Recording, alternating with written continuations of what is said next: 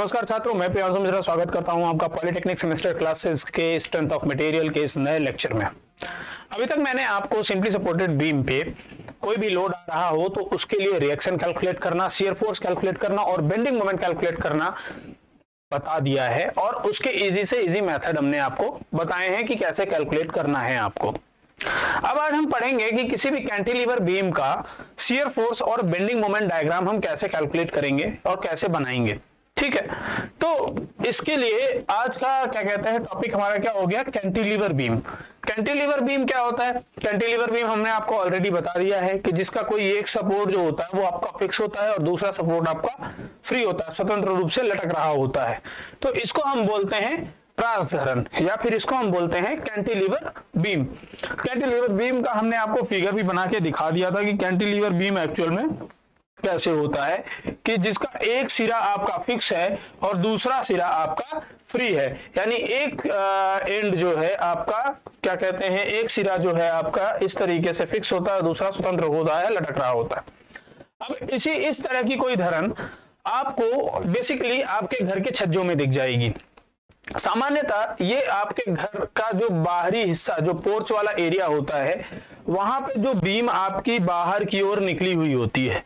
तो इस तरह की बीम जो पूरी पीछे की तरफ तो आपकी प्रीवियस किसी बीम के साथ जुड़ी हुई है और कॉलम पे सपोर्टेड है, लेकिन आगे की तरफ उस पे कोई सपोर्ट नहीं होता है। तो सामान्यतः आपके बालकनी में, आपके छज्जों पे और आपके क्या कहते हैं जो भी क्या कहते हैं आपका पोर्च एरिया है, वहां पे जो बीम इस तरीके से बाहर निकली हुई होती है, जिसके एक तरफ सपोर्ट होता है लेकिन दूसरी तरफ सपोर्ट नहीं होता है, और एक तरफ भी जो सपोर्ट होता है वो फिक्स सपोर्ट होता है, तो इस तरीके की बीम को हम बोलते हैं कैंटिलीवर या फिर त्रास धरण।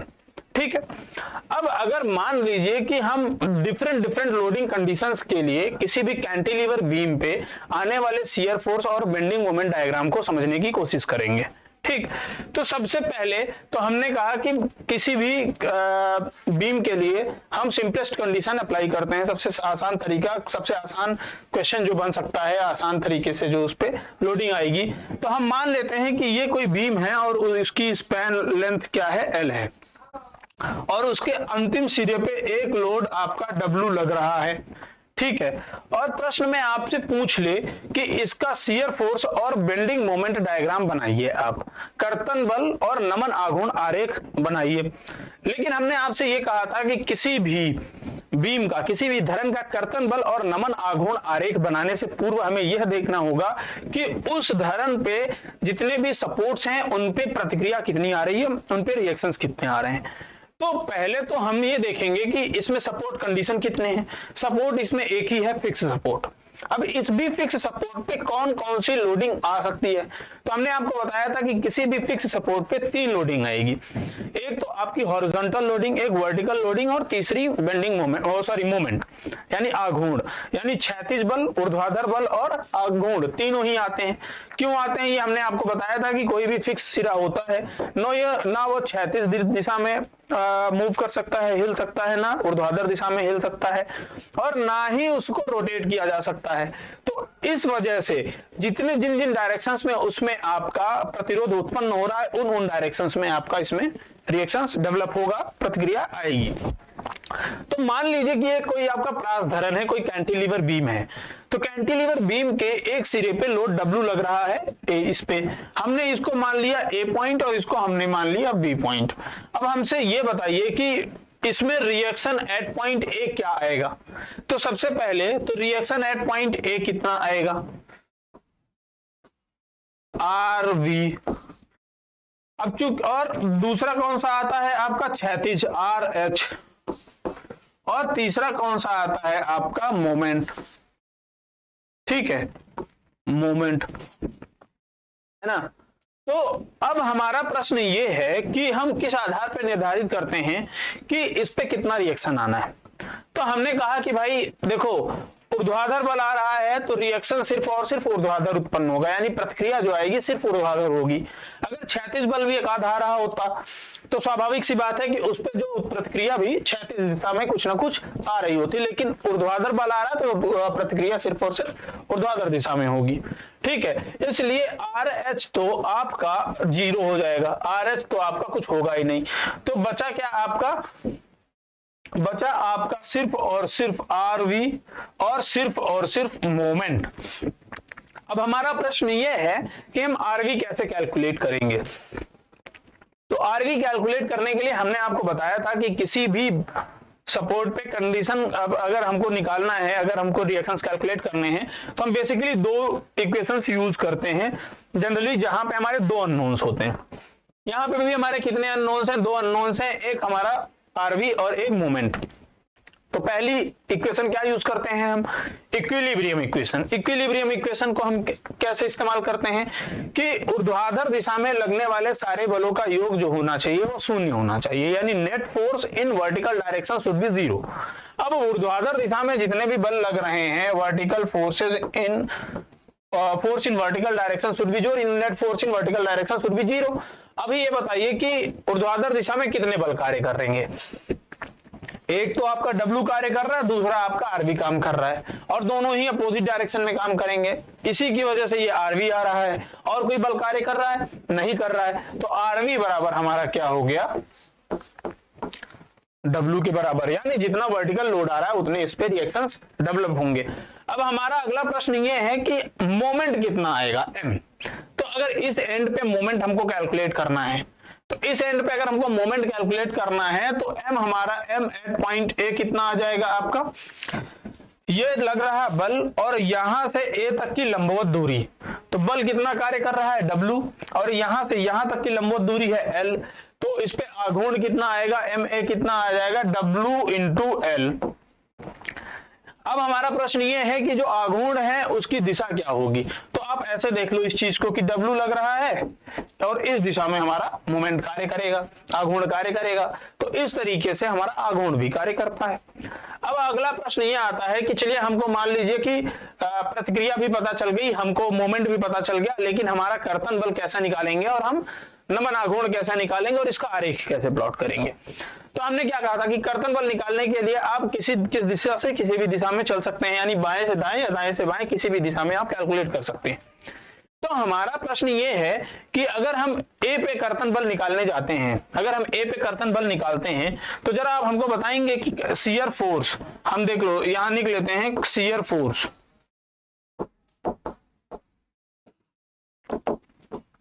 तो कर्तन बल A बिंदु पे क्या होगा, जितना हमारा A बिंदु पे प्रतिक्रिया आ रही है ऊर्ध्वाधर दिशा में उतना ही हमारा कर्तन होगा ऊर्ध्वाधर दिशा में।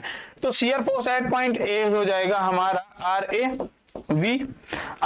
कितना आ रहा है आपका W के बराबर, और किस दिशा में कार्य कर रहा है, ऊर्ध्वाधर दिशा में कार्य कर रहा है, ऊपर की ओर या नीचे की ओर, ऊपर की ओर लग रहा है। और हमने आपको बताया था कि जब कभी भी हम कर्तन बल लेते हैं तो इस तरीके से अगर कर्तन बल कार्य कर रहा होता है तो उसको हम लेते हैं धनात्मक, तो इसलिए इसको हम लेंगे धनात्मक। अब यहां से A से B के बीच में कोई बल कार्य कर रहा है क्या, नहीं कार्य कर रहा है। इसका यह मतलब होता है कि A से B के बीच में किसी तरीके का कर्तन बल और कोई कर्तन बल आपका अलग नहीं आएगा। जितना हमारा A पे आ रहा है उतना ही कर्तन बल हमारा पूरे स्पैन पे आएगा, पूरी बीम पे आएगा, क्योंकि कोई बल कार्य कर नहीं आ रहा है, कोई भी कर्तन बल में परिवर्तन नहीं होगा।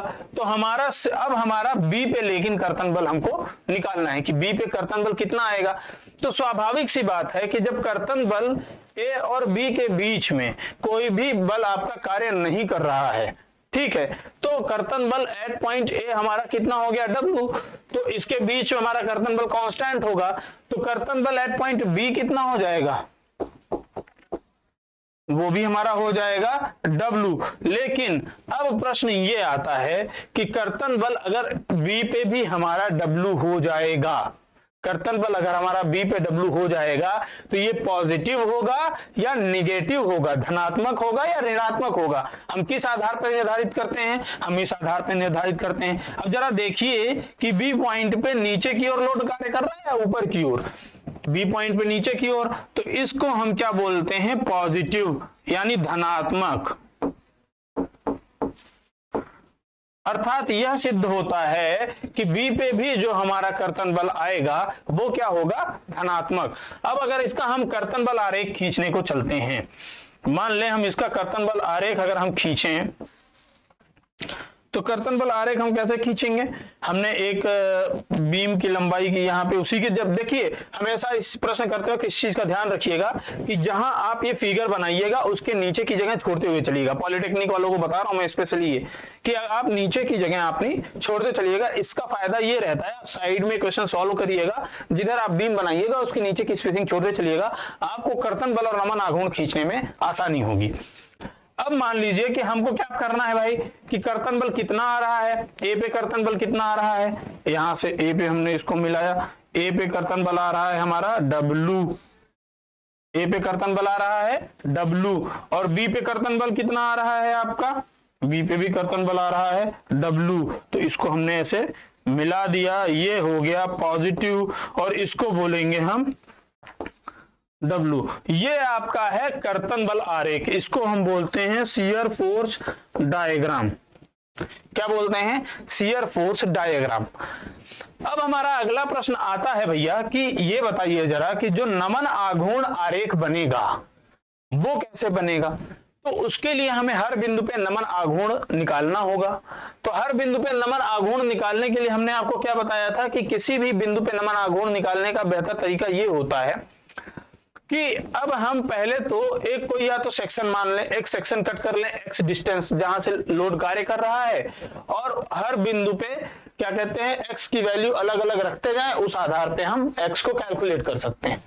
अब जरा हमको एक साधारण सा प्रश्न ये मन में उठे कि बी पे पहले तो ये बताइए कि कितना नमन आघूर्ण आएगा, बी पे नमन आघूर्ण कितना आएगा। तो बी पे नमन आघूर्ण आपका शून्य आएगा। अब उसकी वजह क्या होती है शून्य आने की, इसकी बड़ी वजह यह है कि यहाँ पे कोई सपोर्ट तो लग नहीं रहा है, किसी तरीके का कोई सपोर्ट नहीं है, यानी इसको किसी भी दिशा में घुमाएंगे तो इसमें रोटेशन हो जाएगा, ये घूम जाएगा। तो जब जिस दिशा में हम इसको घुमा रहे हैं और ये आसानी से घूम जा रहा है, किसी तरीके का इसमें प्रतिरोध उत्पन्न नहीं हो रहा है, इसका मतलब कि इस बिंदु पे किसी तरीके का आघूर्ण उत्पन्न नहीं होगा। लेकिन इसके जस्ट अपोजिट मान लो यहां से किसी एक थोड़ी सी दूरी जाने पे, मान लो किसी एक बिंदु पे हम इसको घुमाते हैं, तो क्या जैसे ये घूम जा रहा है ये घूमेगा नहीं, तो यहां से इस बल की वजह से इतनी दूर में कुछ ना कुछ आघूर्ण उत्पन्न हो जाएगा। इसी तरीके से यहाँ पे भी हर बिंदु पे आपका आघूर्ण जो है ये वैरी कर रहा है, परिवर्तित हो रहा है, तो उस आधार पर नमन आघूर्ण आरेख हम हर बिंदु पे खींचते हैं। तो इसके लिए हम क्या कर लेते हैं कि हमने यहां पे एक सेक्शन कट कर लिया x, हमने एक सेक्शन कट कर लिया x। अब हमको पता चल गया कि नमन आघूर्ण mx, अगर हम mx निकाल लेंगे तो कितना आ जाएगा, -w into x, -w into x. ठीक है, लो डाउनवर्ड डायरेक्शन में लग रहा है, अगर mx हम इधर से निकालते हैं तो ये -w इंटू एक्स। अब ये तो आपका हो गया, लेकिन अगला प्रश्न ये आता है कि अगर हम नमन आघूर्ण किसी बिंदु पे निकालेंगे, मान लो x बराबर l/2 निकाल लें हम, तो हमारा m क्या हो जाएगा, मान लो केंद्र है c है ना, c l/2 डिस्टेंस पे है, तो mc हो जाएगा -wL/2। इसी तरीके से a पे निकाल लेंगे तो ma is equal to w into -w into l। तो ये नमन आघूर्ण आपका निकल गया। अब हम इसको ड्रॉ कैसे करेंगे, उसका डायग्राम कैसे बनेगा। तो देखिए हमने क्या कहा कि हमने यहाँ पे एक लाइन उसी लंबाई की खींच लेनी है जिस लंबाई की उनकी बीम है।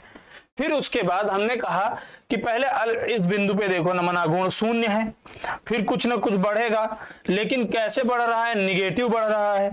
अब निगेटिव बढ़ रहा है तो इसका मतलब क्या है कि ये आपका निगेटिव डायरेक्शन में जाएगा। अब बड़ा अच्छा ये है कि अब हम जरा इस चीज को ऐसे समझते हैं कि हमने जो आपको डायग्राम बनाए थे उसके बेसिस पे देखते हैं।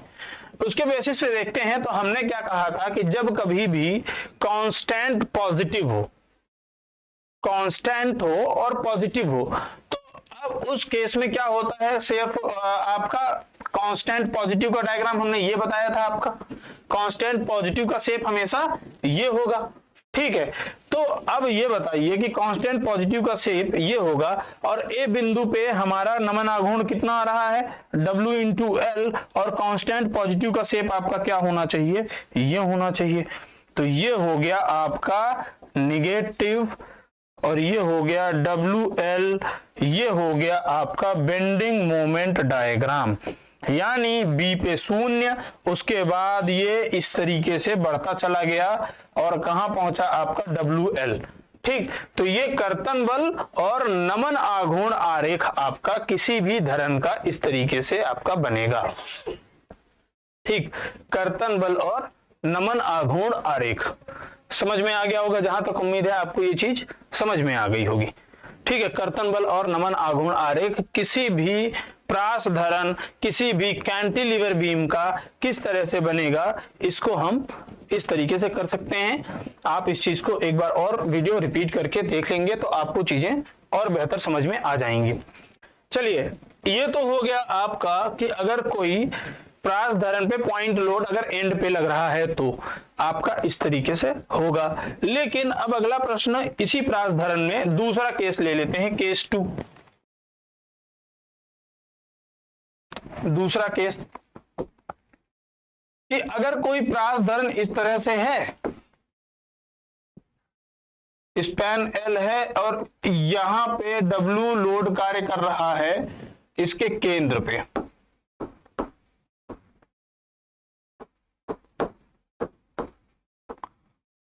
पूरी लंबाई है इसकी L, पूरी लंबाई है इसकी L। अब इसके सेंटर पे, इसके केंद्र पे कहीं कार्य कर रहा है, ये A है, ये B है और ये C है। ये लोड इस तरीके से कार्य कर रहा है और कह दे कि जरा कैलकुलेट करके बताइए कि इसका कर्तन बल और नमन आघूर्ण आरेख क्या बनेगा, किस तरह से बनेगा। तो कर्तन बल और नमन आघूर्ण आरेख कैसे बनाएंगे हम, तो पहले तो हम निकालेंगे क्या कि कितने रिएक्शंस आ रहे हैं। अब बस समझते चलिएगा चीजों को आप, कि मान लीजिए कि यहां पे हमारा वर्टिकल रिएक्शन आ रहा है RV और एक मोमेंट आएगा हमारा MA। वजह क्या है, क्षैतिज बल लाने की, क्योंकि क्षैतिज दिशा में किसी भी तरीके का कोई बल कार्य नहीं कर रहा है, तो इस वजह से क्षैतिज प्रतिक्रिया उत्पन्न नहीं होगी। अब हमारा प्रश्न ये है कि रिएक्शंस क्या आएंगे, तो इसके लिए इक्विलिब्रियम इक्वेशन अप्लाई करेंगे और हमको यहां से पता चलता है कि RV यानी R एट पॉइंट RVA जो है reaction V, vertical reaction at point A कितना आ जाएगा आपका W, उतना ही आएगा। ठीक है, अब मोमेंट अगर हम देखते हैं तो मोमेंट एट पॉइंट A कितना आ जाता है आपका W इंटू L/2। ठीक, W इंटू L/2 का आपका मोमेंट जनरेट होगा। ये मोमेंट आपका किस वामावर्त में लगेगा, वामावर्त दिशा में। अब हमारा अगला प्रश्न ये आता है कि अगर कभी भी अगर हम शियर फोर्स या बेंडिंग मोमेंट डायग्राम बना रहे हैं, तो शियर फोर्स और बेंडिंग मोमेंट डायग्राम बनाते वक्त आपका जो भी क्या कहते हैं इस तरीके से है, तो पहले हम शियर फोर्स निकालना स्टार्ट करते हैं।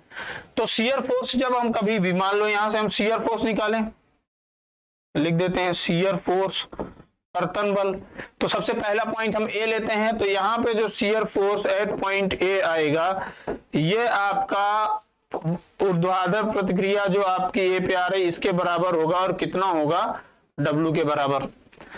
उसके बाद A से C के बीच में कोई बल कार्य नहीं कर रहा है, इसका मतलब ये होता है कि A से C के बीच में आपका जो कर्तन बल होगा वो कांस्टेंट होगा, बिल्कुल कहीं परिवर्तन नहीं हो रहा है। A से C के बीच में कोई बल कार्य नहीं कर रहा, तो A से C के बीच में जो A पे लग रहा था A से C के बीच में वही कार्य करेगा। अब हम अगर एग्जैक्टली C पे निकालना चाहें तो कर्तन बल C पे कितना आएगा आपका, कर्तन बल आपका, अब देखिए बात यह है कि जब हम कभी भी कर्तन बल निकालते हैं तो अब कर्तन बल अगर हम C पे निकाल रहे हैं तो कर्तन बल एग्जैक्टली C पे कितना आएगा आपका, C पे आ जाएगा जितना आपका C पे बल नीचे की ओर कार्य कर रहा है। कितना कार्य कर रहा है कर्तन बल C पे नीचे की ओर, नीचे की दिशा में -W, तो ये आपका W ही आएगा कर्तन बल एट पॉइंट C। अब अगर हम कर्तन बल एट पॉइंट बी देख लें, तो shear force at point B, तो कर्तन बल अगर हम बी पे देखेंगे तो बी पे कर्तन बल हम क्या देखेंगे कि एक आपका आर भी कार्य कर रहा है डब्ल्यू, सी पे कार्य कर रहा है डब्ल्यू, तो कर्तन बल एट पॉइंट बी आ जाएगा आपका 0। तो इसी तरीके से कर्तन बल आपका निकल गया हर बिंदु पे, ए पे, सी पे और बी पे। ठीक है, अब हम अगला प्रश्न हमारा आता है कि नमन आघूर्ण बेंडिंग मोमेंट हमको कैलकुलेट करना है।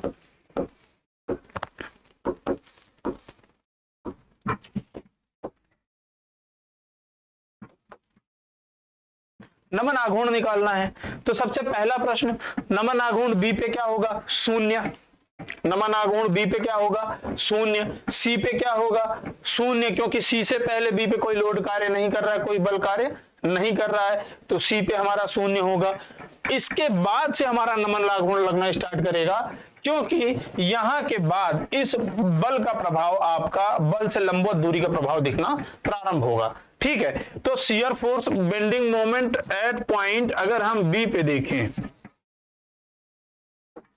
तो वो 0 होगा। Bending moment at point C पे देखें तो 0 होगा, और bending moment at point A देखें अगर हमारा तो वो होगा -WL/2।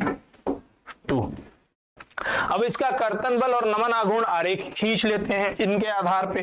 तो जब कर्तन बल और नमन आघूर्ण आरेख खींचने जाएंगे तो हमने उतनी ही बड़ी बीम बनाई, और अब जरा देखिए कि shear force at point A W, और उसके बाद सी तक आपका आएगा W, और यहां आके आपका ये बन गया कर्तन बल आरेख धनात्मक पॉजिटिव। ठीक है, नमन आघूर्ण आरेख बी पे 0, सी पे 0, यहां पे -WL/2, तो यहां से यहां तक ये बन गया नेगेटिव, और ये बन गया WL/2। तो ये बन गया कर्तन बल और नमन आघूर्ण आरेख किसी भी ऐसे क्रॉस धरण का जिसके मध्य पे W लोड या पॉइंट लोड कार्य कर रहा हो तो। ठीक है, तो अब अगला प्रश्न ये आता है कि ये तो सामान्य के बिंदु भार की वजह से आपका कर्तन बल और नमन आघूर्ण आरेख आ रहा है। अब अगला प्रश्न ये आता है कि अगर हमारे इसी तरीके की किसी बीम पे, कैंटिलीवर बीम पे अगर यूडीएल यूनिफॉर्मली डिस्ट्रीब्यूटेड लोड सम विस्तारित भार आ रहा हो तो उसमें कर्तन बल और नमन आघूर्ण आरेख हम कैसे निकालेंगे। ठीक है, तो इसके लिए हम एक ले लेते हैं केस थर्ड लेते हैं, जिसमें एक यूडीएल लग रहा है, समविस्तारित भार कार्य कर रहा है, इस पे लंबाई L है,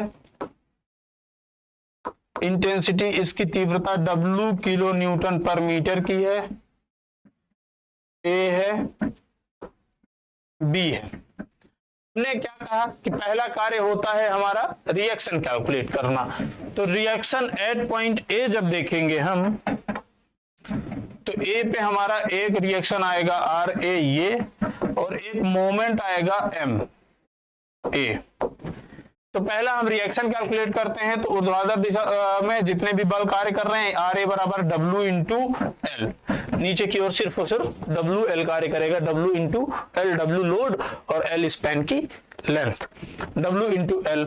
मोमेंट कितना आएगा, मोमेंट आ जाएगा W गुणे L, और यहां से कितनी देर यहाँ कहाँ कार्य करेगा, इसके केंद्र पे, यहाँ पे कभी WL कार्य कर रहा होगा, और यहां से यहां तक की डिस्टेंस L/2 होगी, तो कितना आ जाएगा WL इंटू L/2, तो WL²/2, WL²/2 की मोमेंट आ गई। अब हमारा प्रश्न ये है कि कर्तन बल और नमन आघूर्ण आरेख हर बिंदु पे हमको कैलकुलेट करना है। तो अब कर्तन बल और नमन आघूर्ण आरेख में की स्थिति में जब कभी भी बड़ा ही वो बताने जा रहा हूं कि अगर कभी भी किसी यूडीएल आ रहा हो तो वहां पे आप सामान्य तरीके से तो बिल्कुल मत करिएगा, आप सीधे सीधे सेक्शन काट लीजिएगा। अब सेक्शन काटेंगे कैसे, सेक्शन आप कहीं भी काट लीजिएगा, सेक्शन किसी भी बिंदु से किसी भी बिंदु के बीच में, मान लिया हमने यहां से यहां के बीच में सेक्शन काट लिया X, ना, हमने ये सेक्शन काट लिया x और हमको हर बिंदु पे निकालना है कर्तन बल और नमन आघूर्ण आरेख। तो हम पहले यहां लगा लेंगे, सम विस्तारित भार है, कहीं कोई पॉइंट लोड और आ रही है तो हम x पे यानी x पे हम निकाल लेंगे कर्तन बल और उसके बाद x की वैल्यू अलग अलग हम रखते जाएंगे और हर बिंदु पे हमको उसके आधार पर कर्तन बल और नमन आघूर्ण मिल जाएगा। तो जब कभी भी हम शियर फोर्स निकालने जा रहे हैं, यहां से शियर फोर्स अगर निकालेंगे तो हम shear force at point x निकालेंगे तो क्या आ जाएगा, minus W into x, minus W into x. ठीक है, अब माइनस डब्ल्यू इंटू एक्स हो गया।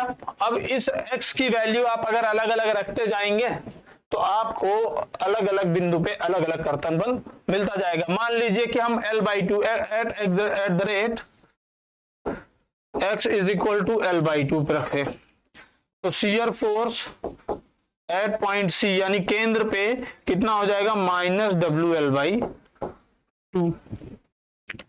अब अगर हम x at the rate x is equal to L put कर दें तो हमारा shear force at point A कितना आ जाएगा, माइनस W इंटू एल। और अगर x इज इक्वल टू 0 रख देते यानी B पे कितना आ जाएगा कर्तन बल, शून्य। कर्तन बल कितना आ जाएगा, शून्य। तो इसका मतलब ये है कि अलग अलग बिंदु पे हमको कर्तन बल यहां से पता चल जाएगा। अब हमको अगर बेंडिंग मोमेंट कैलकुलेट करना है, नमन आघूर्ण,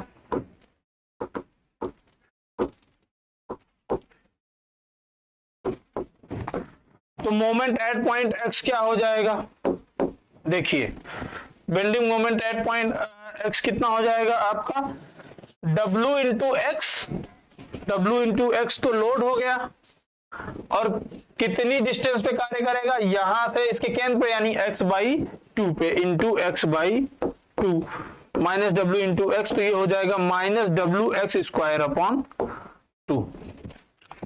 ठीक है, ये आपको बेंडिंग मोमेंट पता चल गया, माइनस WX/2 है ना। अब माइनस WX²/2 बेंडिंग, अब अलग अलग लंबाई रखते जाओ, x बराबर L/2 रख दो यहां से तो कितना आ जाएगा, bending moment at point C यानी केंद्र पे कितना आ जाएगा, माइनस W इंटू L/2 रख दिया, L/2 का स्क्वायर डिवाइडेड बाई 2 तो आ जाएगा माइनस WL² बटा माइनस WL² बटा 8।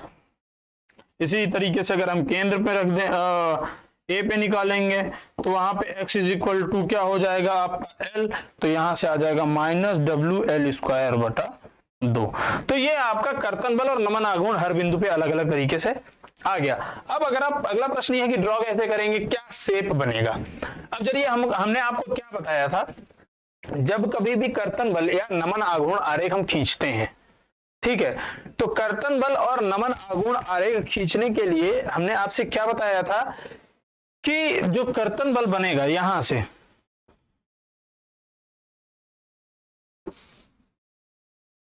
ठीक।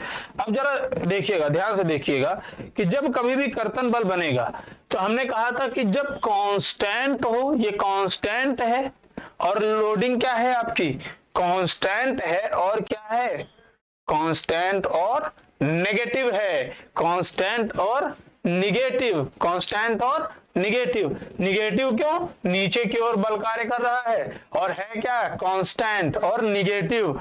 तो इसका मतलब कांस्टेंट निगेटिव का शेप क्या बना था हमारा कर्व में, ये। तो अब बताना ए पे कर्तन बल कितना आ रहा है, माइनस W इंटू एल। ए पे कर्तन बल कितना आएगा, W इंटू एल। जितना हमारा रिएक्शन एट पॉइंट ए आ रहा है उतना ही हमारा कितना कर्तन बल कितना आएगा, W इंटू एल।